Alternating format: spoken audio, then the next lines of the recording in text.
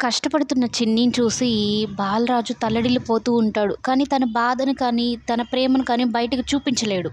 ఆ పరిస్థితిలో ఉన్న రాజుని చూసి, ఎలా ఉండేవాడు రాజు, ఎలా అయిపోయాడో చూడు ఈ చింపిరి జుట్టుతో, హాఫ్ టికెట్, షేవింగ్ కిట్ ఏమన్నా ఉందా అని చెప్పని దగ్గరుండి కూతురే బాలరాజుకి మొత్తం షేవింగ్ కానీ, హెయిర్ కానీ మొత్తం సెట్ చేస్తుందనమాట కత్తిరించి.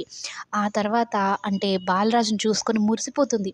ఒక కన్న తల్లి కన్న బిడ్డని, కొడుకుని చూసుకొని ఎంతగా మురిసిపోతుందో అంతగా మురిసిపోతుందనమాట. ఇది హాఫ్ టికెట్ చిన్నిని చూసి, చూడన్నా నీకోసం చిన్ని ఎంత కష్టపడుతుందో, ఎంత ఆరాటపడుతుందో, తల్లి ప్రేమ అంటే ఎలా ఉంటుందో చిన్నిలో చూస్తున్నానన్నా నేను అంటూ. అక్కడున్న జనాలందరూ కూడా చిన్నిని చూసి చాలా ముచ్చట పడిపోతారు.